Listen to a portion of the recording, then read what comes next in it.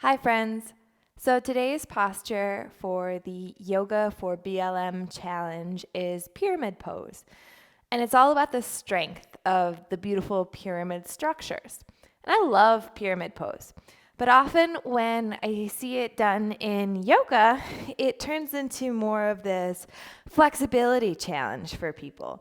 And depending on the school, you have different feet setups and everything, but we often see something more like, look how far I can stretch my hamstrings, or look how far I can compress at the hip. And there's nothing wrong with that. But in general, we're not necessarily building too much strength.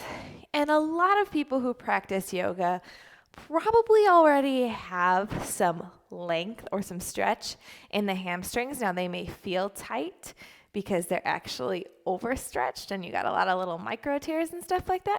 Again, not everybody, but some people. But for a lot of people practicing yoga, we might need actually a bit more shortening or contraction of the hamstrings in that concentric way, or that pulling together, that shortening way. And there's also another opportunity in pyramid pose to play with some hip flexor strengthening and some low belly or some deep ab musculature work. So today I wanted to show you 2 ways that you can power up your pyramid pose instead of just like getting your stretch on and going for that fold or that flat back compression. So the first is going to be pyramid plugs, and I've talked about these a little bit before. Pyramid plugs are a great way to fire up your hip flexors, so your iliopsoas and your quads, right? And they're also a great way to start to target the deep belly, this push, a big exhale action, which is going to help you kind of soften the ribs in, find some protraction in the shoulder blades, some good push, which incorporates a lot of muscles, serratus, pecs. And also start to help you understand this idea of plugging the leg bones in for something like pressing, whether that's handstand or headstand, or simply floating a foot to the top of the mat and back. So traditional pyramid is a shorter stance with both feet down. The back foot may be parallel, it may be 45 degrees, some people even do 90 degrees. But when we're doing pyramid plugs, we want to think about the back heel being lifted and both feet being parallel. Up to you whether you want your feet on train tracks or not. But you want the back foot really high off the ground, like you're wearing high heels. We always say put on your stiletto on your back foot. And then typically a slightly longer stance than normal because you have that back heel lifted. The front leg has a micro bend in it, and this is a great opportunity to use some blocks. And for some reason I don't have any, so hold with me for one moment. Found some. There just happened to be a giant stack of blocks right outside of this filming room. But blocks are really handy for this one. So we've got our long stance, and the blocks may be on low or medium setting. High can be a little bit sketchy unless you have really thick cork blocks like this and you feel all right. You can also use your fingertips. The blocks frame the front foot. Hips stay mostly square towards the front of the room as we tug the front hip back and back hip forward. And then think about a little bit of breath work here. So back foot stays high on the stiletto. Tug the feet towards each other. Inhale, pull your heart through almost like cow pose. And as you exhale, think cat. Push the ground away. Puff up through the back of the heart. Really separate through the shoulder blades. Inhale, pull the heart forward. Exhale, maybe audible through the teeth, puff up through the back of the heart. And as you push down so much so through the hand, you might be able to see that there's a little bit of more lightness in that front foot. And you can play with dragging that front foot back, maybe coming up onto the heel as you exhale. You could play with the opposite. So as you exhale, picking up the heel and just leaving the toes down. And then if you really want to go for it, think about firing up the quad, the front of the front leg, whichever leg you have in front, and at the hip, like you're trying to squeeze a pencil in the hip crease. As you push the ground down, the leg is going to think about vacuuming up into the hip socket to maybe find a little bit of hover or height. Now, it's a very challenging position. Really stay high on those back toes. That's going to help. Shorten your stance a little bit. Have your hands on something. And use that audible exhale. As we think about lifting, generally helps to flex the foot for most people. Think about plugging or vacuuming that front leg up into the hip socket. Now, don't worry if your foot is still on the floor and you're like, it's not going anywhere. As long as you're feeling that action of, trying to plug it in, you're getting the benefit of the drill. In the hip flexor, in the low belly, in the push. Use that exhale, take a few breaths, and every deep exhale, try to compress at the navel a little bit more and get a little bit more plugged. Now, if that's too easy, you could take the blocks down. You can lengthen the stance. You can even go down onto fingertips. Stay high on the back foot. You can even go down onto flat palms. You can drag the foot back and forward, trying to keep the leg mostly straight. And that is a great way to power up your pyramid for hip flexors, quad, deep belly, and your push muscles, as well as your exhale. So the other variation for powering up your pyramid is going to get into hamstrings and the glutes a little bit with some breathing work in a slower moving motion. So what does that look like? Instead of our long stance with the back foot lifted, we're going to think more traditional pyramid posture, so a shorter stance. And then it's really up to you. I like my back foot at 45 degrees, and I like really slight train tracks because I have wider hips so that I can mostly square my hips towards the front. And then we have a tendency to lock out that front leg. We don't want that here. We really want to think about pushing down through the heel and keeping at least a micro bend. But if you look at my leg from the side, it's more of a macro bend. You can see the bend. It's not a warrior, right? But I have a decent bend in that front leg. The back leg can be nice and strong. Try not to hyperextend if you have that capability, but also pushing down through the heel, magnetizing the feet together.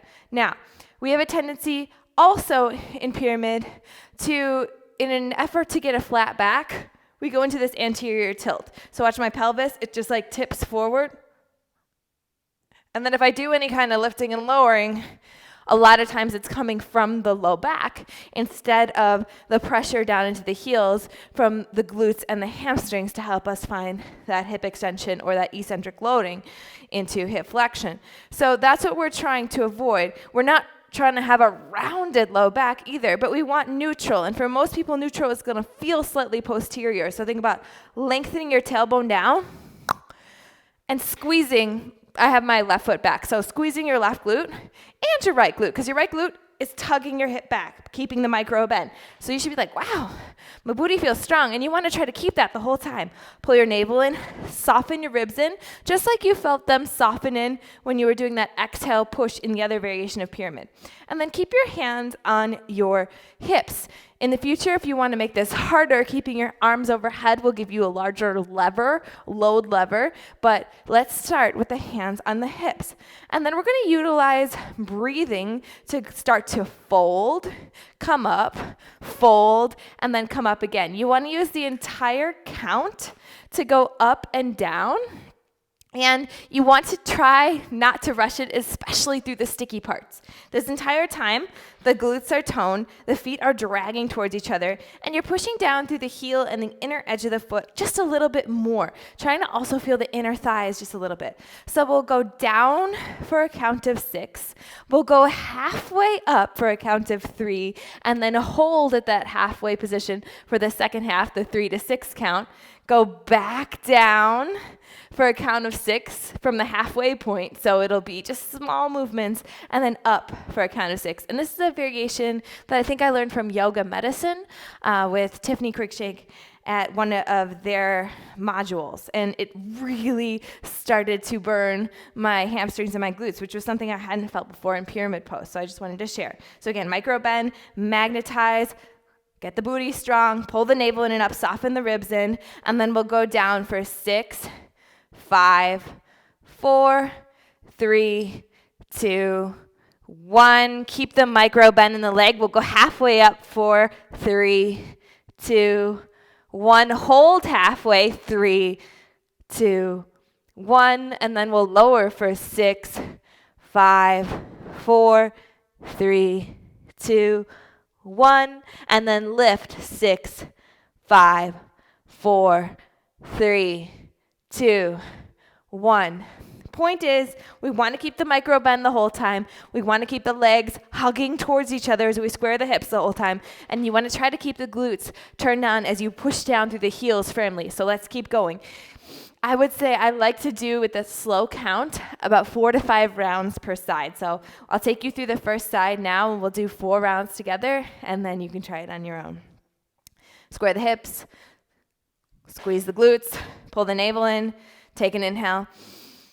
Exhale, lower. 6, 5, 4, 3, 2, 1. Halfway lift. 3, 2, 1. Hold halfway. 3, 2, 1. Lower. 6, 5, 4, 3, 2, 1. Lift. 6, 5, 4, 3, 2, 1. Especially on the lift, try to push down through the heel. Lower. 6, 5, 4, 3, 2, 1. Lift halfway. 3, 2, 1. Hold. 3, 2, 1. Lower. 6, 5, 4, 3, 2, 1. Lift. 6, 5. Push through the heel. 3, 2, 1. Here we go again. Squeeze the legs together. Tone the glutes. 6,